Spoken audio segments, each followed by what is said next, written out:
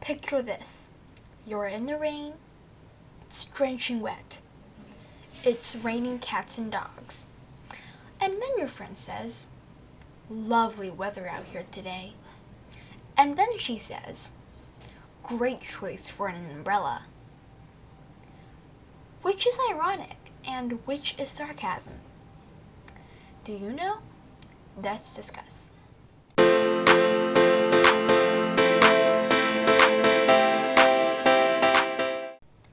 Hello everyone, welcome back for another lesson on Janet's English class. I'm Janet, and today the topic we'll be discussing is types of humor in English. If someone said to you, "The police station got robbed," well, of course, that is unfortunate, but how is that funny in some way? Before we start today's lesson, I would like to mention that I have created a YouTube transcript for today's lesson on Janet's English courses, and I will link it down in the description below. Now, time for today's lesson. Firstly, we're going to look at irony. Irony is a humorous expression explained through using language that signifies the opposite, and it provokes a comic effect. So, there are three types of irony. There's verbal irony, situational irony, and dramatic irony. So, an example of verbal irony would be, "Awesome, I have another 10-page essay to write." Okay, so the proper definition for verbal irony is involving irony through the opposite through something's actual definition. Alright, next we have situational irony.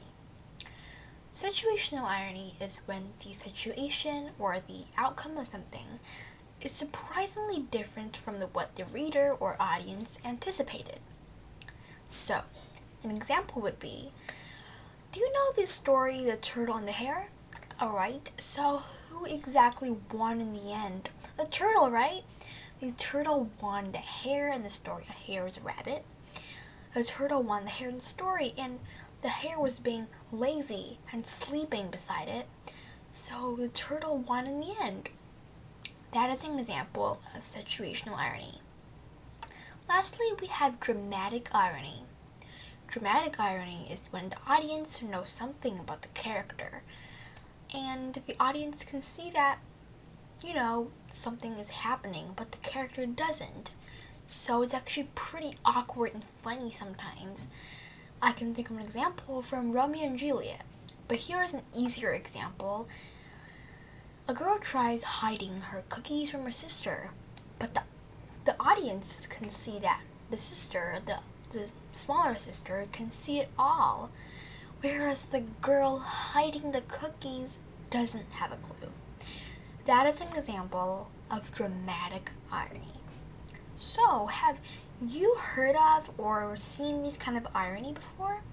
Irony can be used verbally, orally, or it can be acted out. So, situational irony and dramatic irony is more commonly used in movies or books or plays. Verbal irony would be orally spoken in everyday life. That is irony.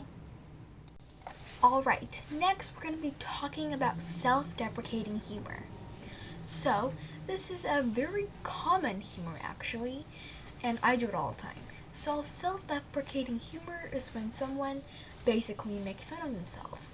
It is done in a way in which the person speaking is very humble to laugh at themselves. So, here's an example of self-deprecating humor.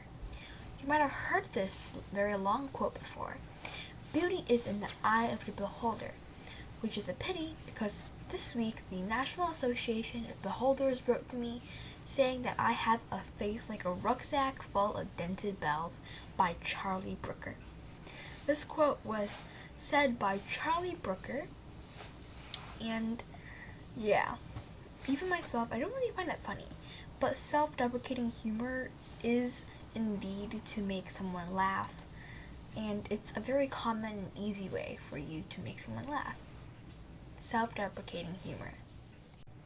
Alright, so next we're going to be looking at my favorite kind of humor so far, the witty remarks. So witty remarks are retorts, which is a witty remark, spoken to provoke a smart and humorous effect. So for example, someone says, "If I can't just see one color, what is it called?" And then someone else says, "Depends on the color." And the first speaker again says, "That's what I'm unsure about." So right here is an example of witty remarks. There are actually a lot of witty remarks examples on the internet.